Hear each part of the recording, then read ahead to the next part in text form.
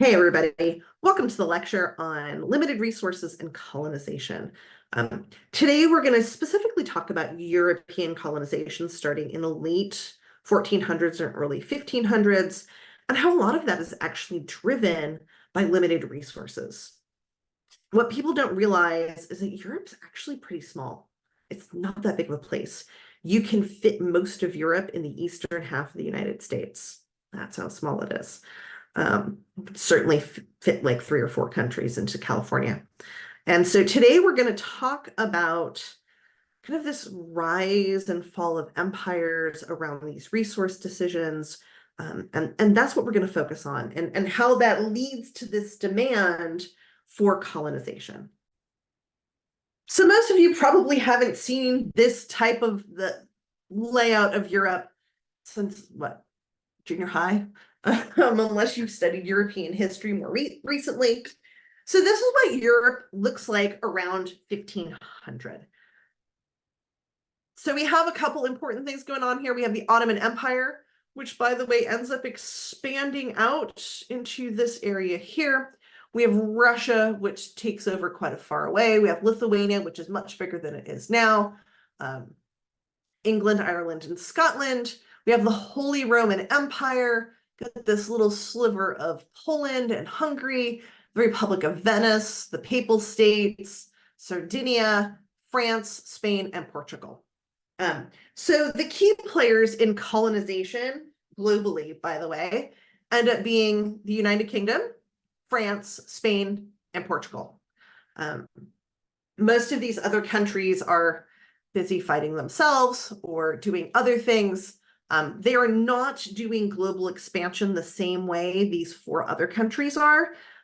Russia does come over the Asian continent and take over a lot of the top of the Asian continent and a little bit into Alaska, but isn't doing a ton. Now, the Dutch do a thing. They have a number of colonies, and the Dutch East India Company becomes a major player for a while, but they kind of collapse after a bit. We do see the Dutch come into play as well. So before we get into colonization, I want to talk a little bit about economic structure. So economic structure is kind of a pyramid, if you will. And when we think of economic structures, we talk about these 4 levels. And these are the 4 levels around kind of what we do with the resources on the ground. So the first layer is primary activities.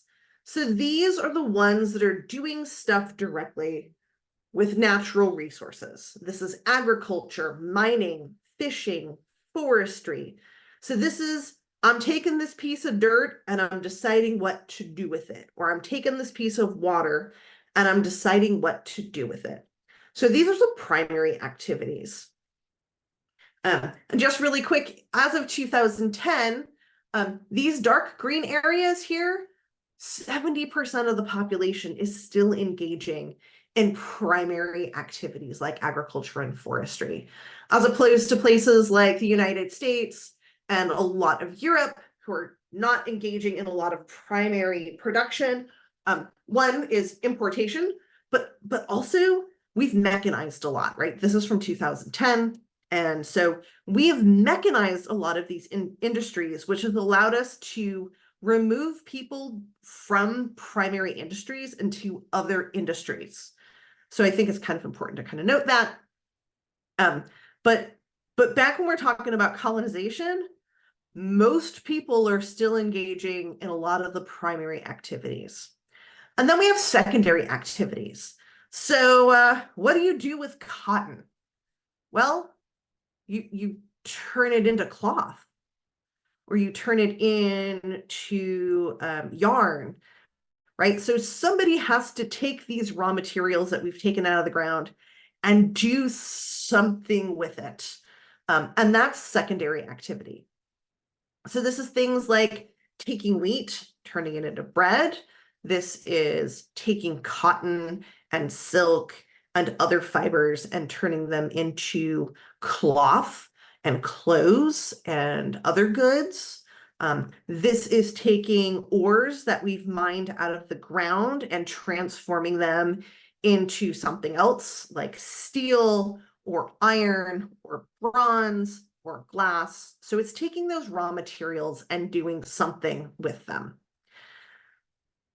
Then we talk about tertiary activities. So this involves the sale and exchange of personal services. All right, so you cut down 25 acres of forest, but the lumberyard isn't ready for all of that lumber yet.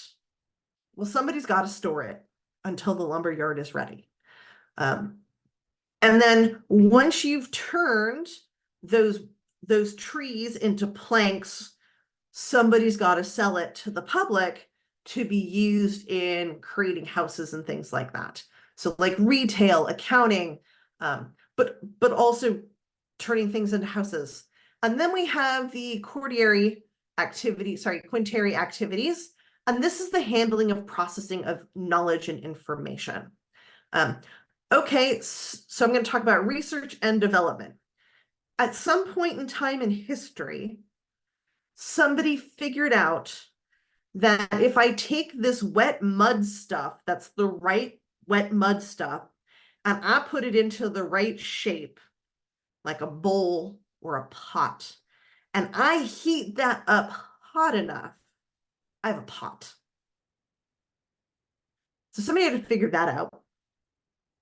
And then somebody had to figure out, because, you know, if you've ever done ceramics, you know that a lot of stuff blows up, that there's a right way and a wrong way to do this. And there's a lot of times the wrong way happens. And what's the best way to do this? The most efficient way to do this? How much of these other resources do I need in order to do this right? Am I the one digging up the dirt and cutting down the trees and putting together the kiln and then throwing all the pots and then decorating all the pots and selling them? No, each of those is its own job. So we start to see the sizing of industries. Even in Roman and Greek times, we have people whose jobs are forester, are lumberjack, are potter, are in charge of keeping things running. And somebody is developing the right ways to do this. And somebody is teaching the next generation how to do these things. So apprenticing was a very common way for people to get education, as opposed to what we consider formal education, which is what you're in now. So this economic structure is important for us to kind of note, because this ends up coming into play when we think through colonization. Because part of the story of colonization, a big part of the story of colonization, is resources and how to take these resources and satisfy the needs of the general population who have a demand for things like pots and houses and planks. So a lot of this starts with agriculture. And so as we've talked about, ag starts about 10,000 years ago. Here's our agricultural harvests, and they spread out. All through Europe. And then, you know, this map is a little limited, but they spread out all the other places. So we see that start in the Middle East, and then it spreads north and west in different waves. And we see different types of crops grown in different places. But that land had stuff on it ahead of time. Like you didn't just show up and ta-da, farm. A lot of these places had forests and meadows and things like that. And those are also very important resources. So it takes about 2,000 years to strip Europe of most of the soil potentials in the whole area. Again, Europe is a physically small place. It is not a big place. But we see agriculture kind of come and go in waves based on population bust and booms. Part of this is as we see a demand for more food, we also see demand for resources like wood. The story of the story of agriculture is intimately tied to the story of forestry. And so as we have a demand for more wood, we start to cut down more and more wooded areas. We turn those wooded areas into agricultural areas after we've cut the wood down. So really quick, just kind of a side note, something to think about. We think of trees and we think of land as renewable resources. And they can be renewed if we let them. But a lot of places don't allow the land to renew itself in a meaningful way. And so we have to question how renewable is a resource if you never allow the resource to renew itself, right? That's an important question we should all be asking ourselves when we think about soil and forests and things like that. So we have soil exhaustion that happens. And so as the soils are being exhausted, we see more expansion into less fertile soils in order to meet the needs of the population for food. This also leads to deforestation, which leads to destabilizing hills and mountains, which leads to changes in the hydrosphere. We have all of this runoff and fill come in and silt building up in the rivers. And we actually see in a number of places all over the Mediterranean, as these cycles come and go, a lot of these kingdoms would build ports. Only as I cut down all of my forests and that soil runs into my rivers, I actually fill up my ports. And so I have to redo all of this infrastructure because I filled up all of these ports because alluvial flows. And so we have kind of this story of bust and booms that we'll talk about on the next slide. So the agricultural process actually results in the loss of feet, plural, of topsoil, including both the O and the A horizons, which we talked about in the soil lecture, leaving the not great B horizon left without being decades of left fallow, which means that soil is pretty useless. And of course, with these growing populations, we see increases in economic inequalities, but we also see an increasing demand on resources leading to further decimation and waterways. And we start to get people, and this happens over and over again, looking left and looking right at their neighbors and going, what you got over there? Do I think I'm strong enough to take what you have and make it mine? Because I'm almost out of mine. And that leads us to kind of our boom and bust cycles of natural resources. So another thing that we talked about when we were talking about our frameworks and why people make bad, why ecocide is not overcome, was the failure to learn from history. I cannot emphasize enough how much the rise and fall of empires and their resource decision-making processes stem partially from a failure to remember their history. And that failure gets a little bit of a leeway in societies that don't have writing. But if you have writing and you're writing stuff down and people don't read it, that's kind of on them. So by the time we get to the 1500s, Europe had had a couple thousand years of boom and bust cycles of resource use. So part of what starts to happen is they begin to take greater interest in their soil health. They realize, oh, hey, inputs are important. And the way that we're abusing the soil isn't working, and we're all starting to starve. So we better figure out something different. So when we were talking about agriculture, we talked about the first agricultural revolution, and that the second agricultural revolution starts to be partially about thinking about inputs. Inputs become a big factor. Also, what do we need to do to stop the soil from washing away? It's not like you don't notice that process. That's pretty obvious as you see runoff and erosion and things like that. So we also start to see the increase of inputs into soils. and thinking through timing and rotations and things like that.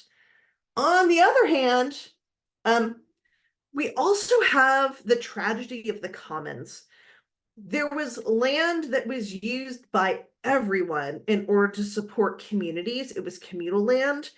And during this time, we really start to see this notion of land ownership, not just by the king, but by private individuals and the breaking up of the commons. So we see these areas that were once for the common good, and used by everyone becoming privatized.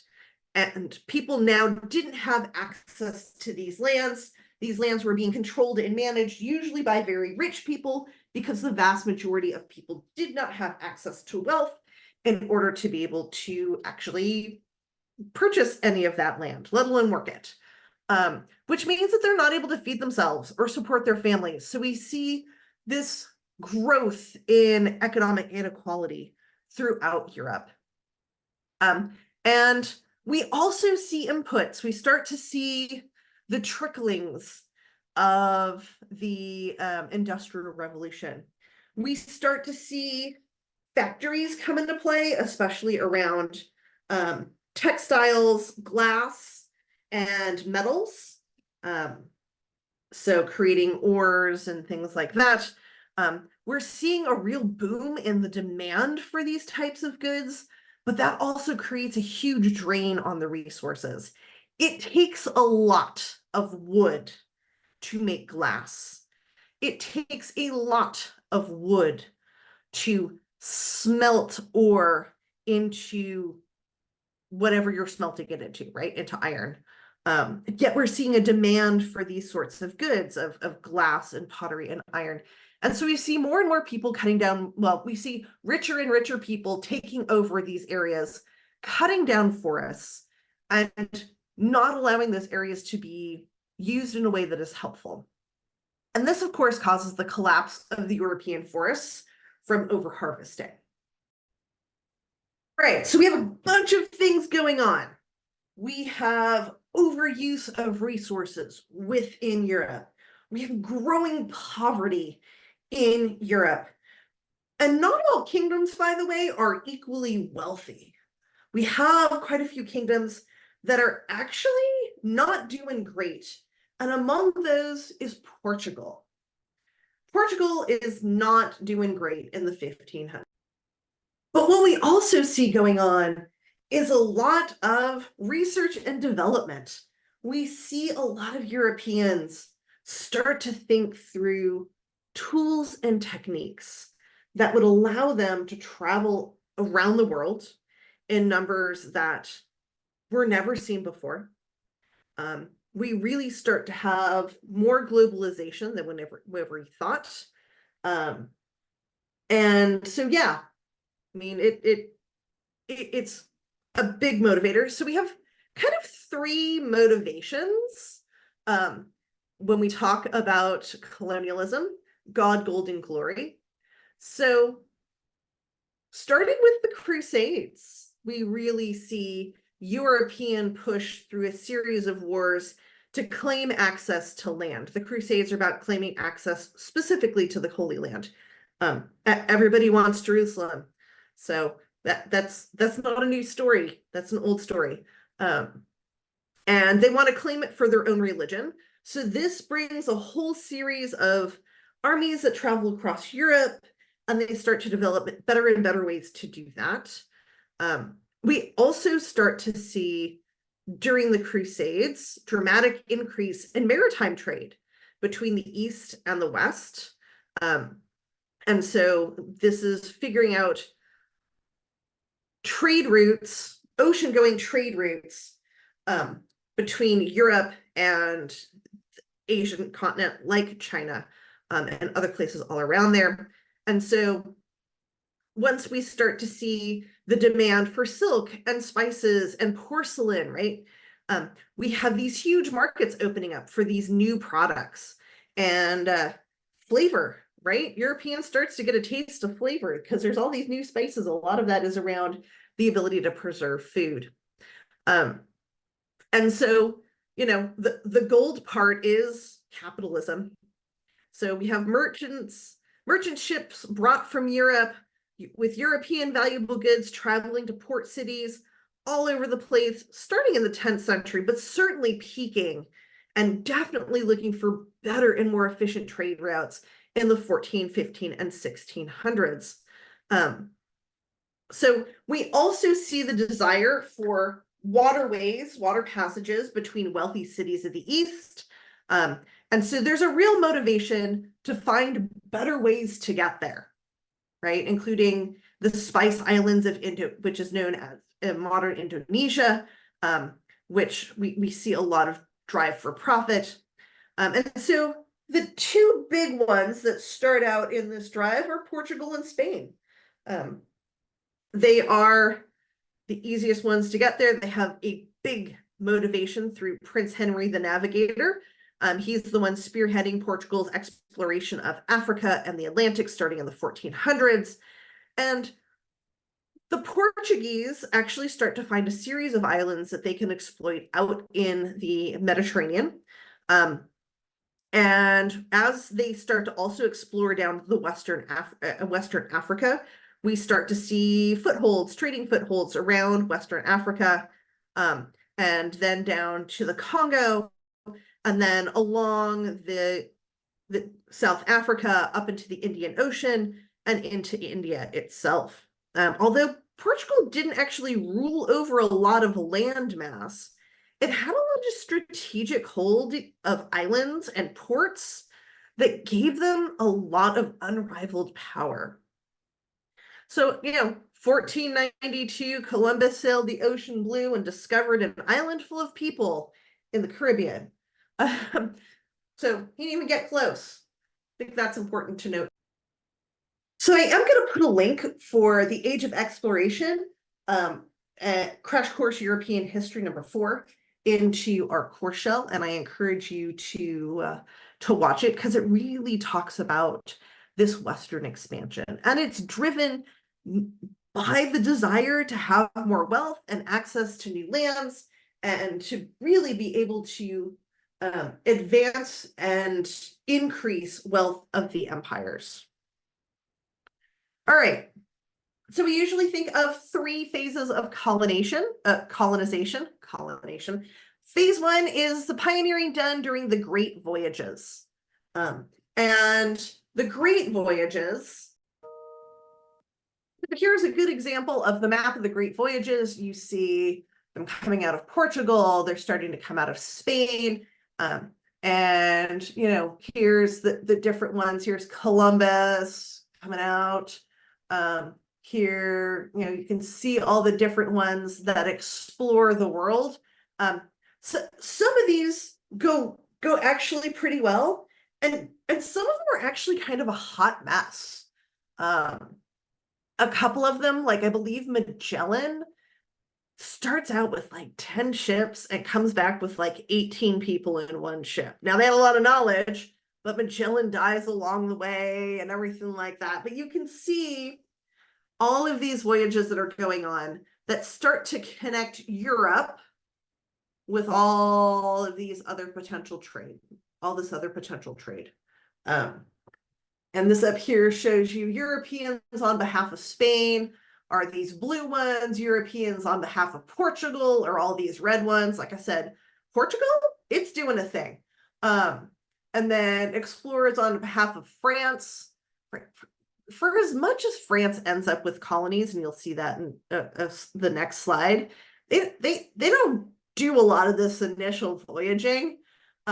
The orangish ones are the ones done on behalf of England, and then the more orangey ones are the ones done on behalf of the Dutch. Here's where the Dutch are going.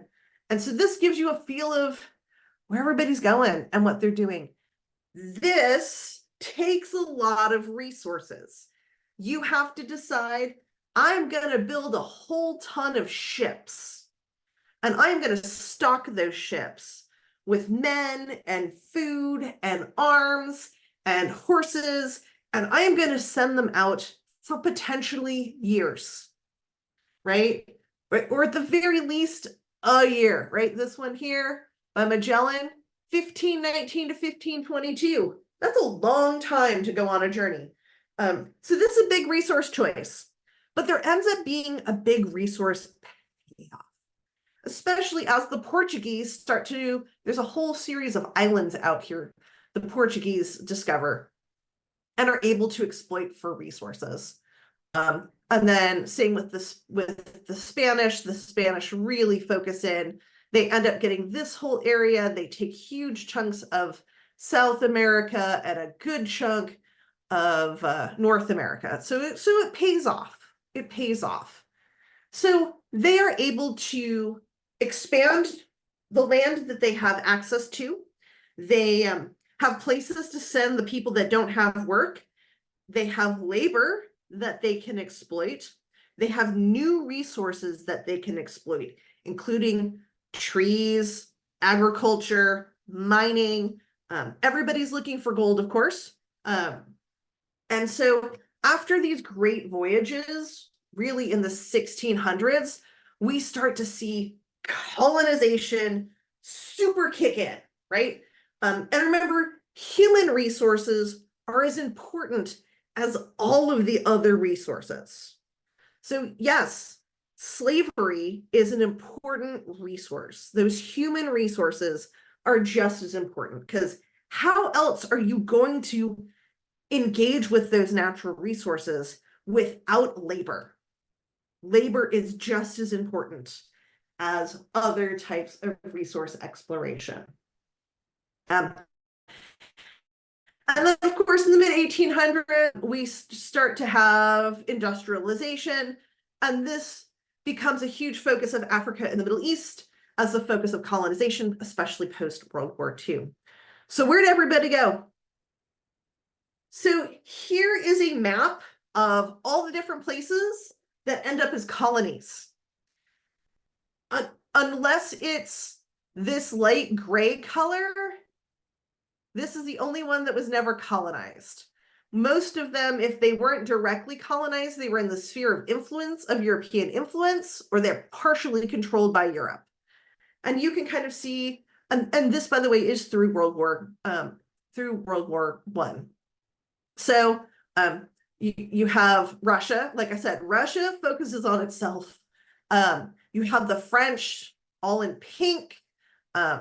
You have the British all in blue. General rule for trying to figure out if you're a French or a British colony, the question becomes, is there a river? British love themselves a good river. They colonize rivers like there's no tomorrow. They love a good river. So if y'all got a river, the British have a deal for you. You can see some of the Dutch colonies. You can see some of the Spanish colonies. You have the Dutch over here. You can see the Portuguese colonies. And then up in here, you can see the French and British colonization, as well as Spanish colonization. And so this gives you a feel of kind of where everybody ends up going, right? Like this is the map of where everybody is. So for the next couple slides, I'm going to talk about specifically North America, North and South America. So, and I wanted you to give a feel first of who was here before Columbus shows up, right? So like I said before, 1492, Columbus sails the ocean blue and discovers a bunch of people. Who was there? So we break these down into kind of cultural areas. Tons of different groups live in these areas. So, I mean, this is kind of just giving you a general overview of the different cultural areas. We estimate that between 50 and 70 million people lived in the Americas pre-contact. That's a lot of people. That is not an empty land at all. Between 4 and 6, possibly as high as 10 million of those people lived in North America. I've seen estimates that have jumped around, both in terms of population size as well as how long different groups have been here. I have seen Indigenous peoples claim that they've been here for 30,000 years. I've seen archaeological evidence back to 20,000 years. But at least 15,000 years is kind of where we're averaging things. Archaeology and dating and everything like that is still not as sophisticated as it could be. So we see maize domestication occur around the same time as farming in the rest of the world. Like we've talked about, that has to do with some of the shifts happening in climate that happen to be part of the drivers for that as well. But if you want a really good conspiracy theory that is absolutely not substantiated whatsoever, there are some interesting books about Atlanteans traveling around the world, spreading agricultural knowledge after the big floods. I don't think that's what happened, but it's an interesting journey you can go on if you want, since we have agriculture coming up at all these different periods of time. As we start to see the creation of agriculture, like we do in the rest of the world, we start to see more complex societies come up, including constructions of temples, astronomical observations, things like that. We see, I mean, just like we saw in the Middle East, we saw happening over here. Most native societies has figured out through trial and error how far the ecosystem could be pushed. And just like other societies, we see the rise and fall of different empires and different cultures throughout society. The Anasazi are a good example of a contemporary one. And you have the Aztecs and Incas. Now, we do know that part of coming to America also meant the introduction of diseases that the indigenous populations hadn't been exposed to before. And one of the things to note is that the diseases introduced by European explorers did a real number on the population, big number on the population. So that's important.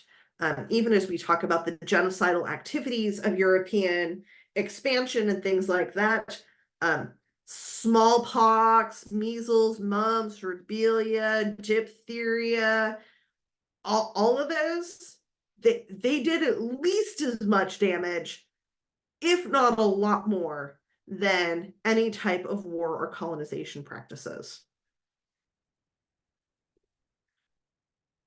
Right, so in the early 1500s, when Europeans make it North and South American continent, just to give you some timelines, 1502, Columbus gets to the Yucatan. 1512, Ponce de Leon makes it to Florida. Many places that were explored, like New Mexico, were deemed useless and ignored, because if they couldn't see trees, remember, we still love our trees if we're European, if they couldn't see trees or crops growing, or you weren't by a good river, you were not worthy of their attention. And as more colonies emerged, so did greater European impact on the land. Hadn't had this idea of privatization in the same way come about. That was imported over. Matter of fact, that was a big justification for taking land. Oh, you don't own this land? Well, then I guess it's available. So we're just going to take it and call it ours. And then, of course, they had better weapons. They all, like I said, disease. And then, of course, decimated native populations less able to defend land because Europeans started to come over with larger and larger numbers of people. So this gives you a feel of kind of a deep look into what's going on. You have New France, you have New England, you have all of these Spanish colonies, you have Portugal. Notice we're not really going into the center of Central Asia. We're certainly not going up into this part of British Columbia. They're just hard to access. So let's talk about some impacts around European colonies. So just like they had done in their own countries, we see massive exploitation of other lands as agricultural production resources. We redirect native farming to European farming practices. Indigenous peoples had figured out how to find a balance in the land I know we don't think of, and so the exploitation and overuse of resources had it happened. It's not like it didn't happen here, but there had been a balance. Tended to focus on European crops or crops that Europeans wanted, as opposed to things like food. A lot of these are commercial crops like cotton, sugar, tobacco, coffee, tea, cacao. And so these are often for export or trade. In fact, some Caribbean islands ended up having to import food in order to feed the population, including the slave population, because every inch of soil was dedicated to growing sugar because it was such in demand, and they weren't going to risk the sugar crops in order to feed people. That by the way, poor resource use. I mean, like food is good. And another impact is that it linked parts of the world that were not formally linked in the past, especially North and South America. We also see a number of food sources go from the New World to the Old World. And of course, we see clear cutting. We see that, they get here and they look at the forests of North and South America, and it's pristine and untouched and unexploited.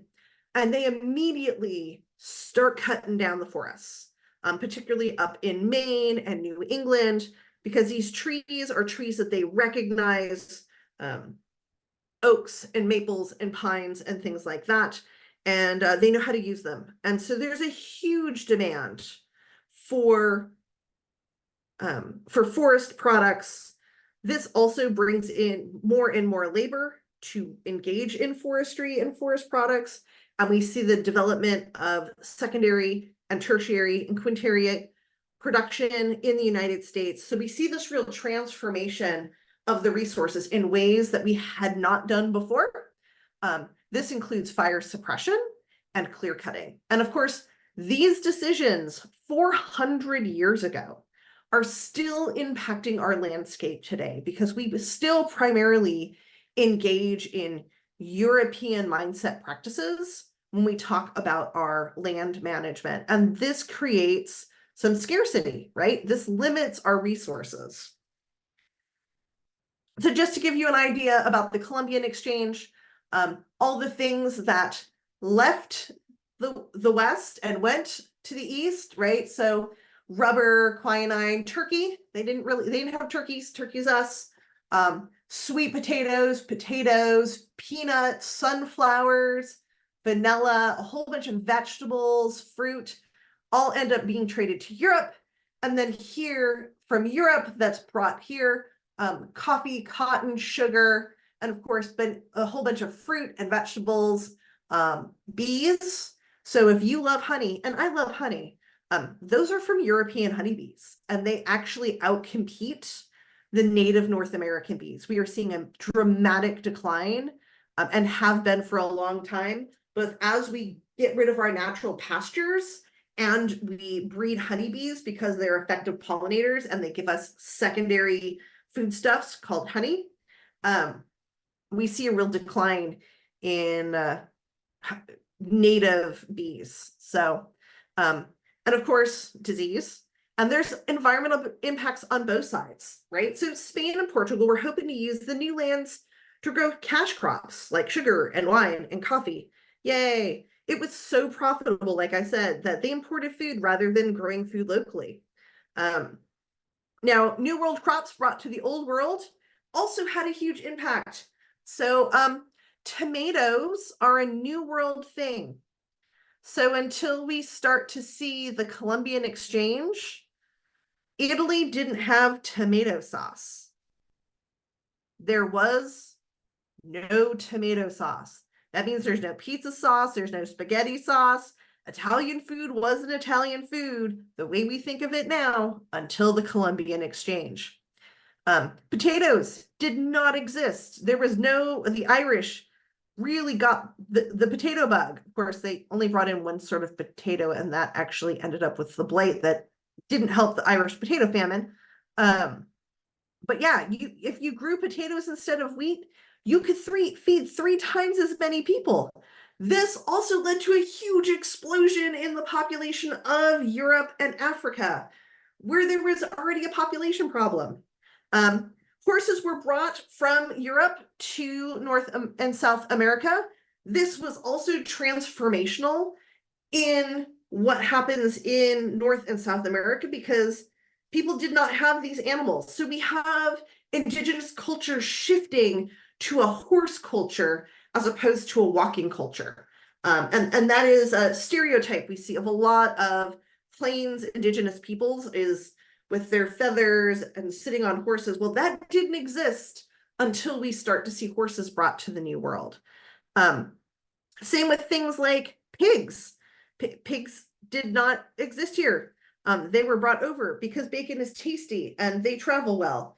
And this is actually having a huge impact on North America today. We have a wild boar problem, and it is an invasive species problem. It's hugely destructive. It costs millions of dollars of resource use every year because of wild boar destroying habitat.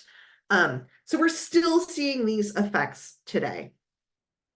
And of course, population increases in Europe, but so is the decimation of indigenous populations globally, right? If you hadn't been exposed to whatever that ship was carrying, it could kill you. And so we see the loss of indigenous populations.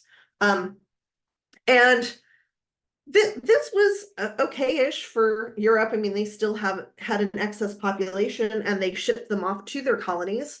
But it also meant that because we see the decline of indigenous peoples, we still need labor. And so the Atlantic slave trade really gets going. And so this has huge impacts as well. Colonization ruptured many ecosystems, and bringing in new ones and eliminating others. We have the decimation of quite a few species here in North America. An example is beavers. Beaver hats and capes were huge trends. And there's about 30 million beavers that lived in North America when we first start to see colonization. Sorry, there was an extra zero in that. Before colonization, there was 200 million beavers. And around the early 20th century, there was about 10 million left. This represents a huge decimation. I just talked about the pigs, which also decimates a lot of species. It competes with a lot of indigenous species for food, resulting in scarcity of game for native peoples, and also the destruction of agriculture. And of course, the decline of the people and the ecosystem. With the destruction of the ecosystem, we see the decline of indigenous peoples. But colonization happens. It is a fact. The United States of America is the result of 3 European countries colonizing this landscape by hook, by crook, or by force. And all of those were used. And that is just a fact. And we have to acknowledge the fact that the indigenous people that were here before, they really did get screwed. I mean, we would make treaties with them, allowing them to have control over lands. And then we'd say, oops, like, take it away, change your mind. When they get pissed and fight back, we'd call them savages and terrorists. And we would have reporting about them killing white people, even though white people were invading their land, and the demonization that led to the justification for outright genocidal policies over land access and resources. And we see this especially happen starting in the 1800s. So we fill up the East Coast. We do. We just fill up the East Coast. Lots of people are coming in there. And the cities are crowded. And we come up with this great idea called manifest destiny. So this is the territorial expansion of white colonization, European colonization, into the rest of the country, particularly the middle part here. So, and we tell ourselves these national stories and this narrative to justify the taking of resources away from the people that were here already, by telling ourselves that the virtue of Americans, read that white Americans, and white male Americans, because in 1490, because in 1776, or sorry, in the 1780s, when we founded this country, only 25% of the people could actually vote. Most people don't realize that. So you had to be a white landowning male to vote in this country when it was founded. And then they quickly realized that's not going to work. So you just had to be white and male and a citizen to be able to vote. And that is the way things stayed for almost 100 years until we have the Civil War, which allows Black men to vote. Women don't get the right to, white women don't get the right to vote until the 1920s. And then we see other groups of women and other ethnicities start to get more access to the ballot over that course of time. Of course, we have Jim Crow going on as well. And the reason why I'm bringing up voting, because voting helps you have a say in the laws that you get to have put upon you. If you do not have a say in your institutions, then you don't have any control over the rules that you must live under. And so we have this idea of manifest destiny with the virtue of American people and their institutions, and the mission to spread these institutions, thereby redeeming and remaking the world in the image of the United States. We had an ego early on, and it was God's destiny that we do this. So we're going to watch a short video on how things.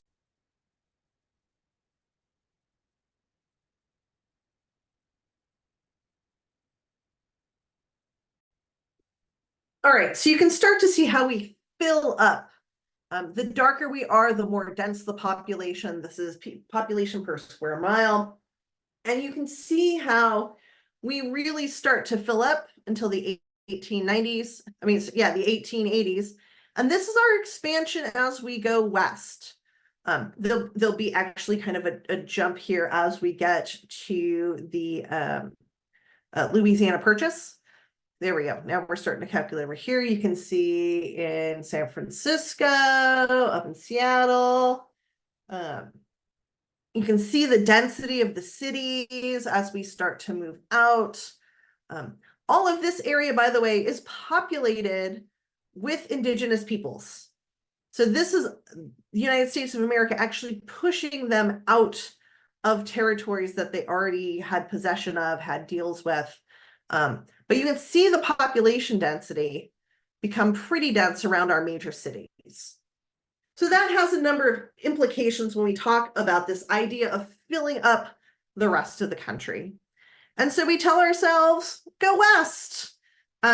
So the prairies, we've talked about the prairies that they're post-glacial grasslands with routine fire. We talked about them when we talked about Montana.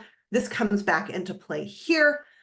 Disturbance is mainly fire and trampling from large herds, and it has a fire return of about every 2 to 14 years.